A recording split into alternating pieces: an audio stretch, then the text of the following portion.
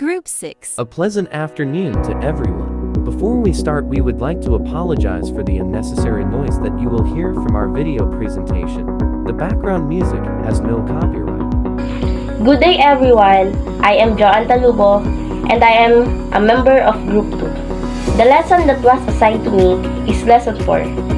The title is that Design of Goods and Services. So what it is all about? Product decisions generally center on core goods and clients' happiness, rather than merely a physical commodity or specific service. Fundamental to a company's strategy with ramifications throughout the operation department. Product life cycle during the introduction stage of the product life cycle. Product development, research, supplier development, process change, and enhancement are all encouraged. When a product's design stabilizes during the growth stage, accurate capacity projection is required, and capacity expansion or enhancement may be required also. Decline in the product life cycle has a significant impact on the business. It is necessary to plan for the end of the offering. Product by value analysis. Product value analysis ranks goods based on their individual monetary contribution to the company.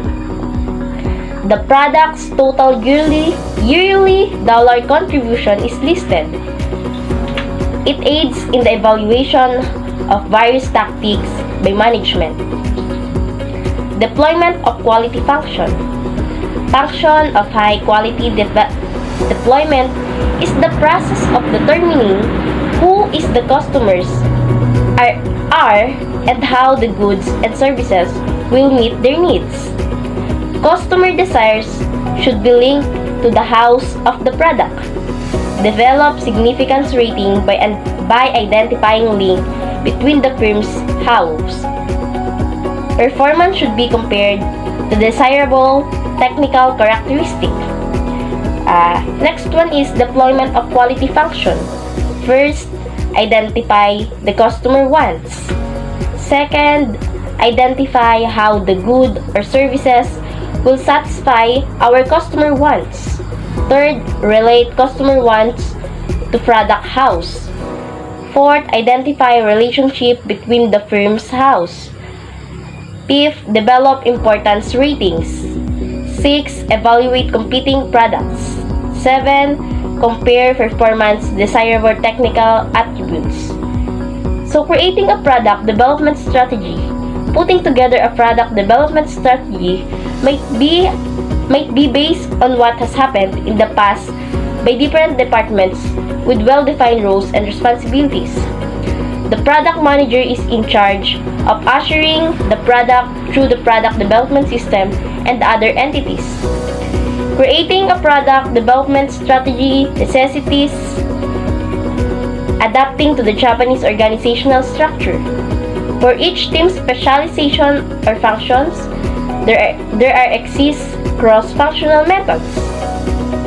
The benefits of manufacturability and cost-cutting strategies. First, reduce complexity of products. Additional standardization of products. Improve functional aspect of products. Fourth, improve job design and job safety.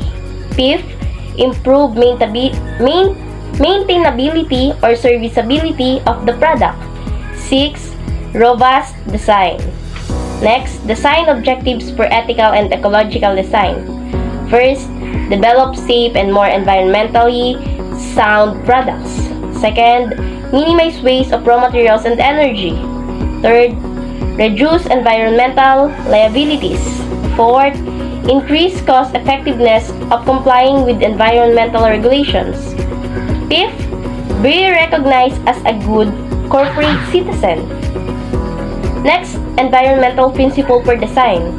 We have make product recyclable, use recycled materials, use less harmful ingredients, use lighter components, use less energy, and use less materials. Industry and legal requirements. Federal Drug Administration, Consumer Product Safety Commission, National Highway Safety Administration, Children's Product Safety Act, Occupational Safety and Health Administration, Environment Protection Agency, Professional Economic Standards, state and local laws dealing with employment standards, discrimination, and etc. Vehicle Recycling Partnership increasing rigid laws worldwide. Time-limited competition. In order to decrease product life cycles and improve the rates of technical progress, agreement with a time constraint is required. New products can provide you a competitive edge by allowing you to develop faster. So, good afternoon everyone. I am Shaina Mae and today I will continue to discuss Module 2, Lesson 4 and 5. So, let's start with purchasing technology. Many firms purchase business-to-business e-commerce by side software systems from firms such as Ericka, Commerce One, and PeopleSoft. This system helps to streamline the purchasing process and facilitate communication internally and externally. Many of these systems also include database technology that provides timely and accurate input to supply management for strategic planning and tactical activities. Next one is product definition. A product is the item offered for sale. A product can be a service or an item. It can be physical or virtual. Every product is made at a cost and each is sold at a price. Next is management of configuration. Configuration management is a system engineering process for establishing and maintaining consistency of a product's performance, functional, and physical attributes. With its requirements, it helps the organization to systematically manage, organize, and control the changes in the documents, codes, and other entities during the software development life cycle. The next one is productive transition. Every day, we make numerous transitions from one task to the next. We cross items of our to-do list and move on to the next action item. We end phone calls and begin new tasks. It's important in those moments of transition to make decisions before jumping into the next task. And just the same when it comes to a product development, we should ensure if the product are tested and quality. Product development teams, product development integration, and manufacturing companies are the three common techniques in project manager that helps to handle transition. Next one is defining products and services quality. It is seen as a set of features that enhance customer satisfaction. While this may or may not be customer focused, depending if the customer truly asks what product enhancements they wanted. In reality, adding additional features in a hope that they will create customer satisfaction is the approach. This approach adds on the cost of the product. Justification for these added features must be paid for the additional customer's expenditure or the organization gaining a payoff due to increased customer loyalty. Next one is, these are the different points of view on what makes a product or service good. The first one is user-centric. User-centric, putting the person or customer at the heart of any development process when determining which public services should be provided and how they should be delivered. Next one is production-based. The total national industrial production capacity available for the manufacture of items to meet material requirements. third and lastly, product-driven. It involves the business developing a product first, then searching for a market for it. Basically, it operates under the assumption with great products come great customers which bring the profit and revenue.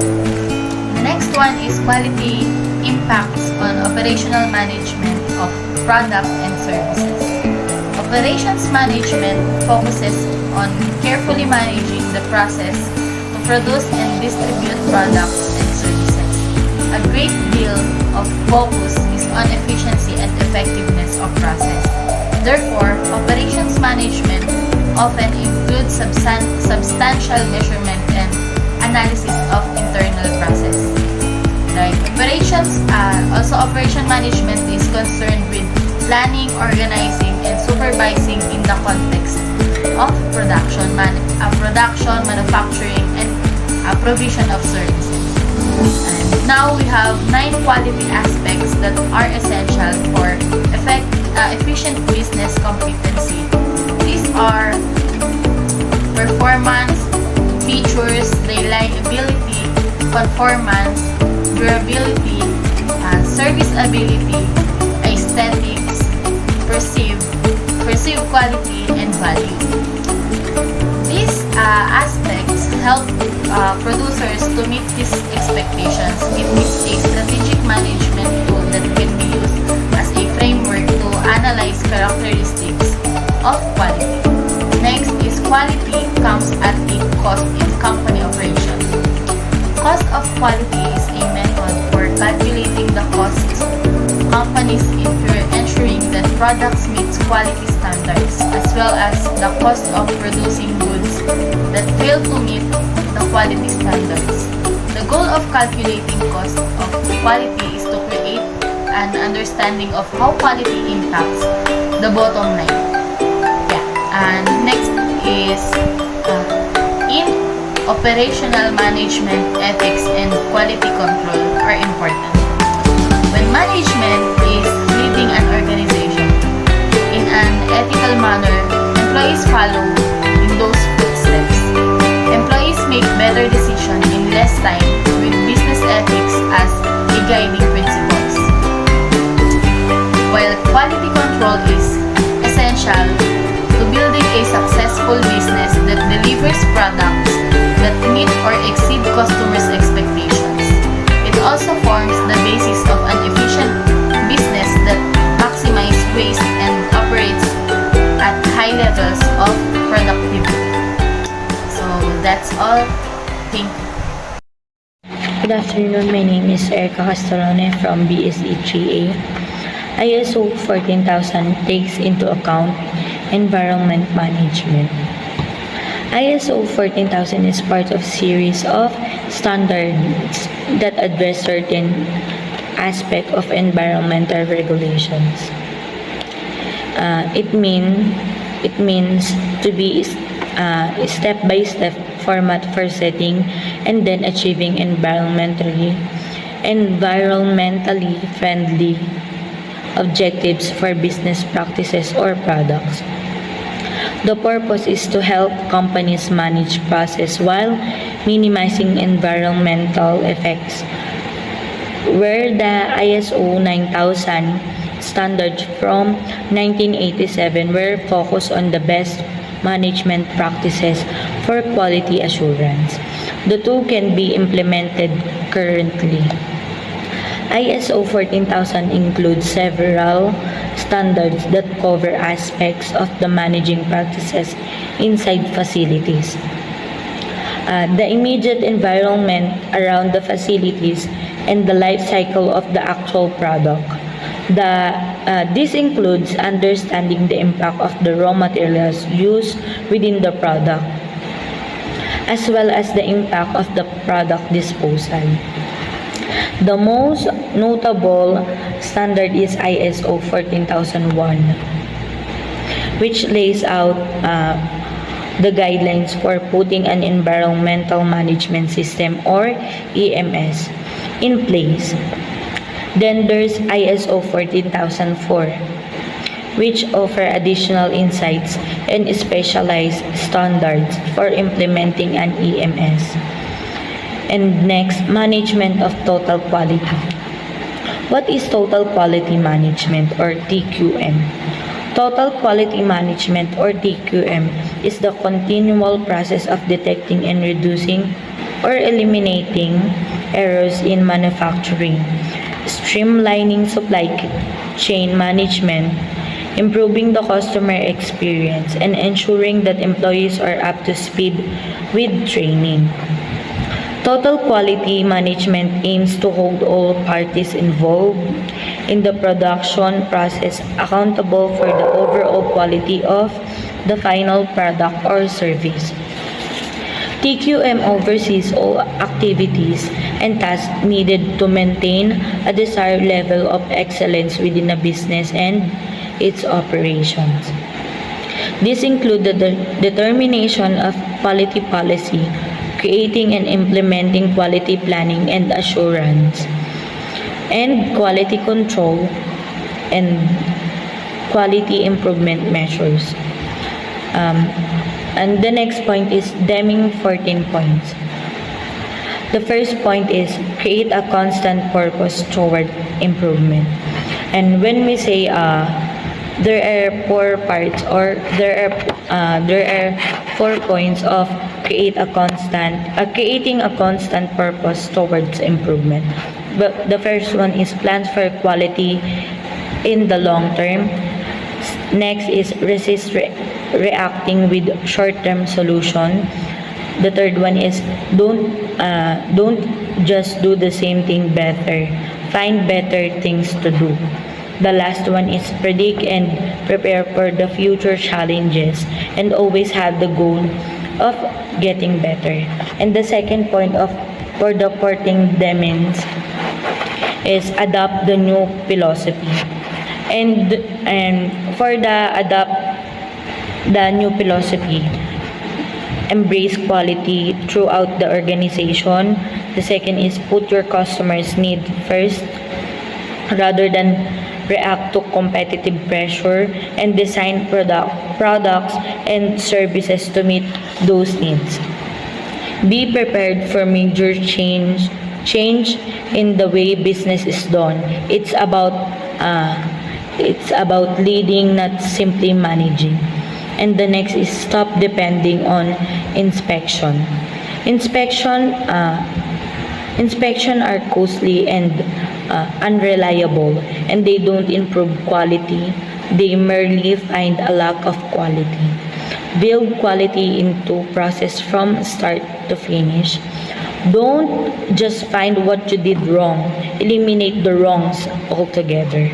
And the last is use statistical control method, not physically inspection alone, to prove that process is working. Good afternoon, everyone. I am Dean Aleah PITARGUE, one of the members of Group 6, and I am going to report about financial management. Let us proceed. Lesson 1. The financial management. The financial industry is wide and vibrant. It affects the life of all people and organizations immediately. According to Wikipedia, financial services are the economic services provided by the finance industry, which encompasses a broad range of businesses that manage money, union, banks, credit card companies, insurance companies, accountancy companies, stock brokerages, investment funds, individual managers, and some government-sponsored enterprises. The following institutions are part of the financial industry: banks, credit card issuers, insurance companies, investment bankers, securities traders, financial planners, and security exchanges. Financial management is described as money management, art, and science. Financial management refers to the strategic planning, organizing, directing, and controlling of financial undertakings in an organization or an institute. It also includes applying management principles to the financial assets of an organization. So what is the importance of financial management? Financial management is one of the most important aspects in business. Or in order to start up a successful business, you will need excellent knowledge in financial management. These are the reasons why financial management is important. First, it helps organization in financial planning. It assists organization in the planning and acquisition of funds. It helps organizations in effectively utilizing and allocating the funds received or acquired. It assists organization in making critical financial decisions, and it helps in improving the profitability of organization. Increases the overall value of the firms or organizations, provides economic stability, encourages employees to save money, which helps them in personal financial planning. In the subject of finance, there are various fields and career prospects that enhance efficiency and have two large companies, namely financial services and management finance. First, financial services is the finance sector of people, businesses, and public authorities dealing with the design and implementation of consultancies and financial products. This includes a range of important job possibilities for banks and other associated organizations, personal financial planning, investment, immobilization, and insurance. Importance of financial services. First, vibrant capital market expands activities of financial markets, benefits of government, economic development, economic growth, ensures greater yield, maximizes returns, minimizes risk, promotes savings, promote investment, balance regional development, and promotion of domestic and foreign trade. Management finance deals with the financial manager's tasks in the company. Management finance is an important and inevitable function in any business, and efficient financial management is crucial for success and sustenance since it involves the management of financial resources and financial activities of the organization. A team of finance, accounting, and professionals or the finance department generally handles it. Importance of management finance. Initial capital, meeting operational expenses, scaling up and asset creation, new products and markets, business cycles. So let us proceed to the last topic, which is the financial managers. Financial managers oversee financial issues of various types of enterprises including financial, non-financial, and private, governmental, large and small, profit-based and non-profit. Financial managers are responsible for a wide range of financial duties, including budgeting, giving credit to consumers, assessing proposed major expenditures, and generating funds to support the firm's operations. Many top executives are promoted from the finance department due to the growing importance and complexity of changing economic and regulatory environment. The financial management department of any firm is handled by a financial manager. This department has numerous functions such as calculating the capital required, formation of capital structure, investing the capital, allocation of profits, effective management of money and financial control. Good afternoon, Sir Umlas. I'm Sunshine Ocampo. My report is about financial statement analysis. First, financial statements are the records kept of a company's financial activities and position. They aim to educate people both inside and outside the organization about the company's financial situation, profitability, and changes in the economic status. It is the records kept of a company's financial activities and position. Company teaches people inside and outside organization about the company's financial situation. The second one is depending on the whether they are used for external reporting or internal management. Financial statements fulfill a variety of rules and conform to a variety of standards. That is why when making an investment decision, financial analysis of a business should not be neglected in order to attain outstanding profitability in the future. It means financial statements play an important role to a variety of standards. When making an investment decision, financial analysis of businesses should not be neglected. Financial statements prepared by firms for external parties are heavily regulated and must adhere to government-mandated guidelines. Regulations are based on generally accepted accounting concepts. Companies are audited to verify they are in compliance with these rules.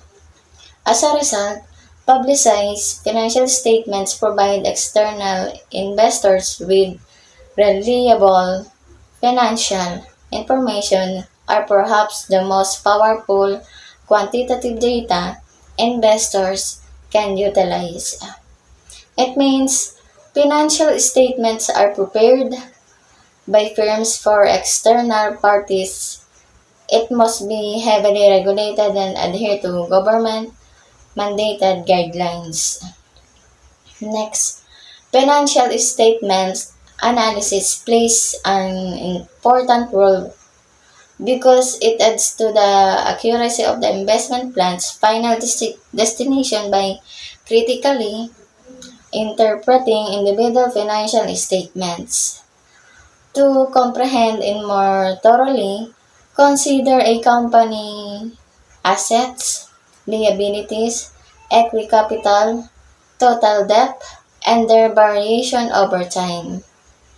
One of three financial statements, together with its balance sheet, is responsible for providing complete detail of these required components to make a deal an investment strategy. It plays an important role because it adds to the accuracy of the investment plan's final destination. It considers a company assets, liabilities, equity, capital, total debt, and their variation over time. Next, each financial statement analysis contains a number of pieces and ratios that concentrate on a certain element of the corporation economic history. Liquidity ratios, leverage ratios, and operational efficiency ratios are all used in balance sheet research to develop a comprehensive assessment strategy plan for investor.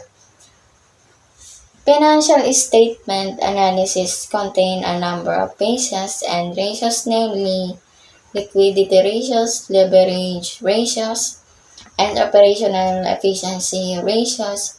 These three are used in balance sheet research to develop a comprehensive assessment strategy plan for investor.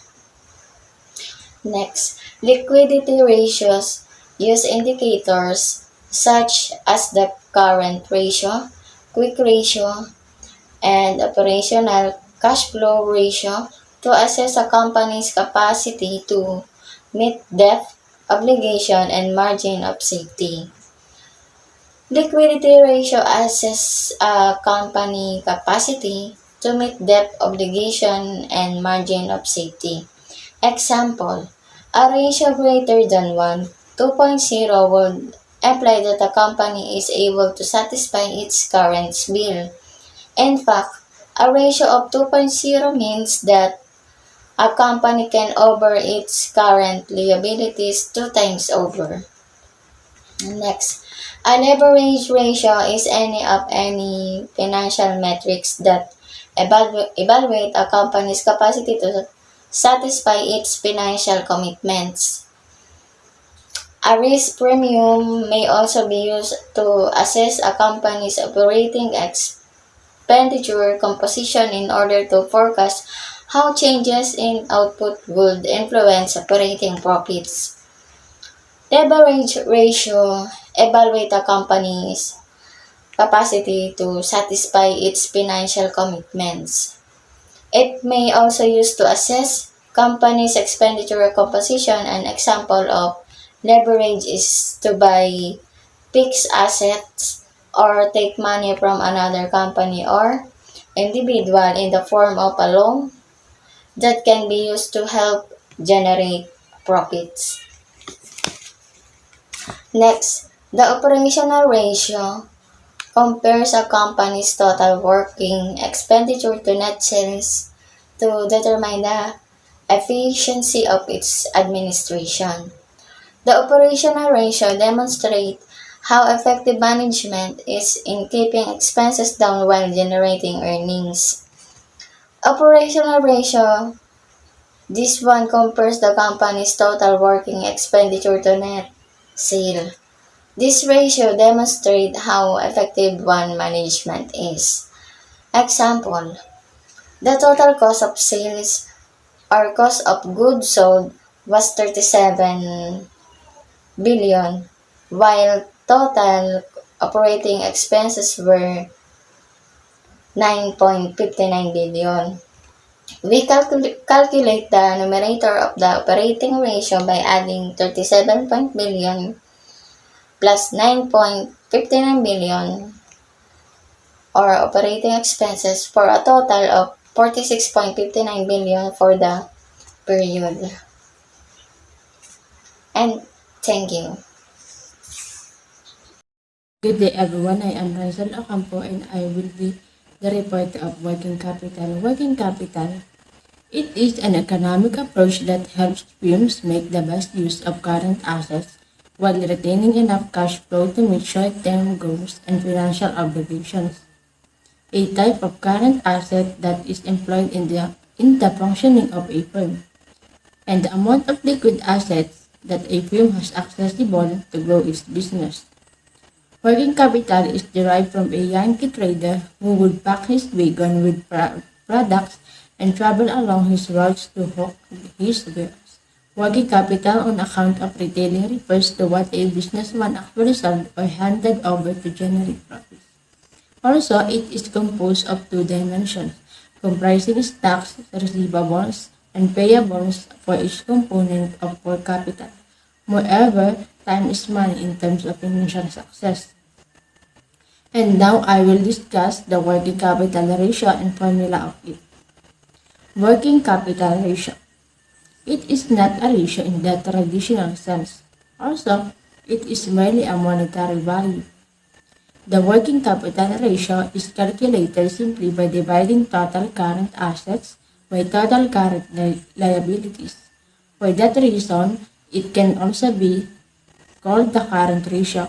It is a measure of liquidity, meaning the business ability to meet its payment obligation as they fall due. In general, the higher the ratio, the more opportunity you have to expand your business. If the ratio is dropping, you must figure out why. The appropriate ratio is determined by your industry and circumstances. The working capital ratio. Because of important working capital ratios indicates the annual turnover of working capital. A low ratio suggests efficiency, whereas a high one indicates that the company's working capital is overworked. And now take a look in the table. We have ratio and under of it is net working capital turnover and the formula is net sales divided by average working capital. Accounts receivable turnover ratio. Accounts receivable turnover is an efficiency ratio or activity ratio that measures how many times a business can turn its accounts receivable into cash during a period. In other words, the accounts receivable turnover ratio measures how many times a business can collect its average accounts receivable during the year. For example, A 10 refers to each time a company collects its average receivables. If a company had 500,000 pesos of average receivables during the year and collected 1 million pesos of receivables during the year, the company would have turned its accounts receivable twice because it collected twice the amount of average receivables. And the formula for this is net sales divided by average gross receivable. Days sales in receivable ratio indicates the average number of days a collection are outstanding in days. It aids in determining if a change in receivables is the result of a change in sales or another reason, such as a change in selling terms. An analyst may compare the days sales in receivables with the firm's credit condition to say how well the company handles its collections. And here the formula of days sale in receivable ratio. Gross receivables divided by and 1 less sales and divided it by 365 days. Payable ratio.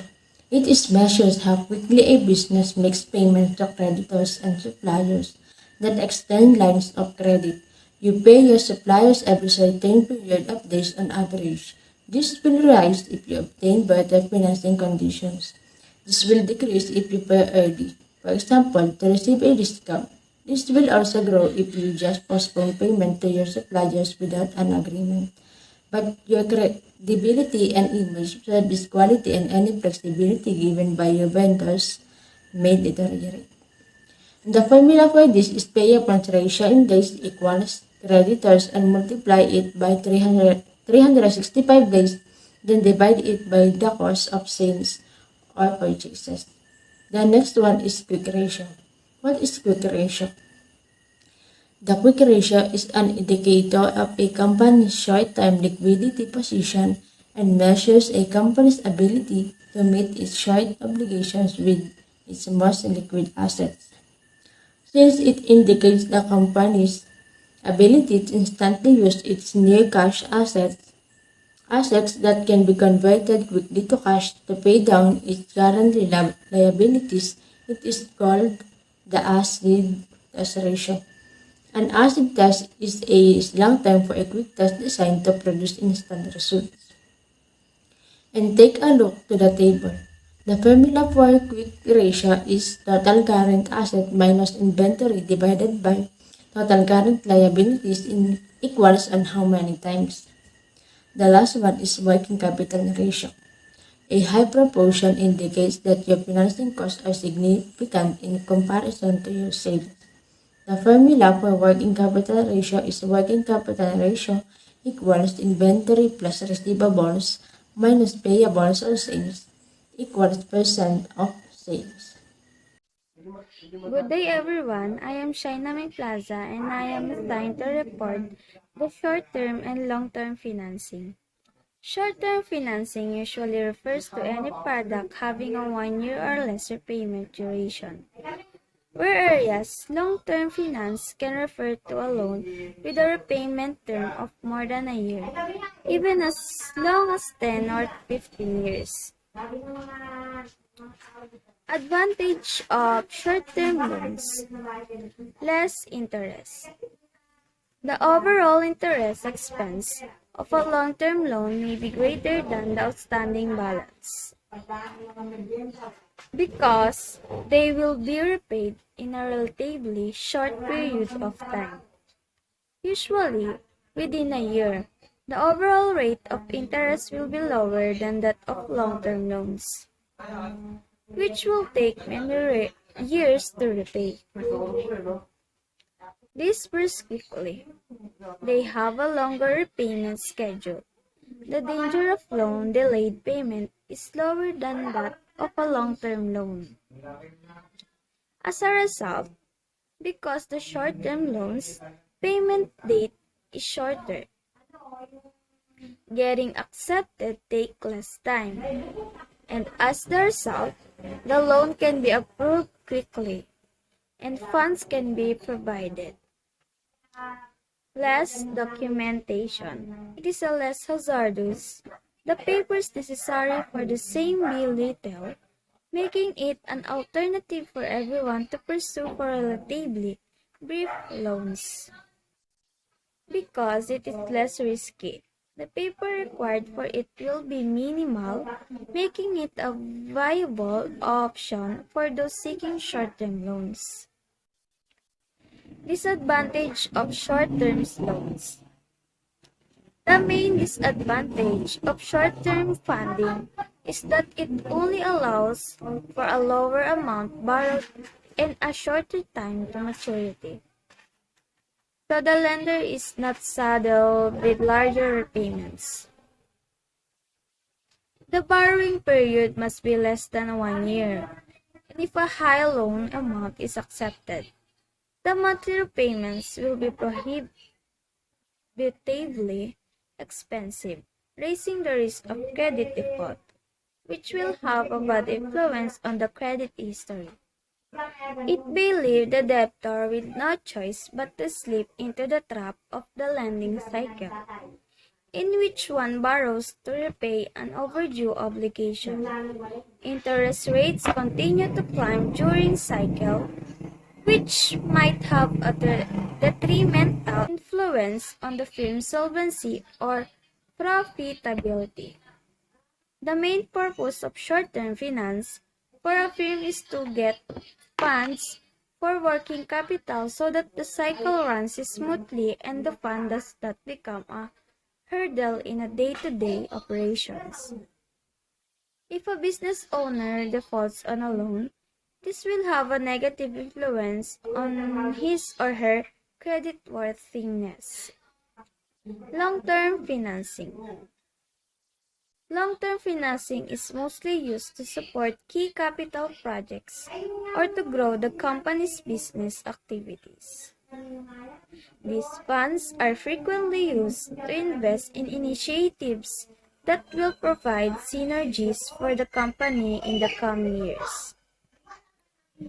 Any financial instrument with a maturity of more than 1 year, such as bank loans, bonds, leasing, and other kinds of debt finance, as well as public and private equity instruments is considered long-term finance. Advantages of long-term financing. Long-term financing provides greater flexibility and resources to fund various capital needs, reduces dependence on any one capital source. It also enables companies to spread out their debt maturities. The advantages of long-term financing are that it aligns with the organization's long-term capital goals and that it effectively manages the organization's asset liability issue. It also includes a long-term commitment to assisting the shareholder and the company in the development of efficiencies. Long-term financing has several advantages, including the ability for stock owner to take control of the company and make it more flexible in terms of payback, as well as the promotion of corporation development, expansion, and debt diversification. Limitation of long-term financing. Strict rules imposed by authorities for payback of interest and principal amount limit the availability of long-term funding.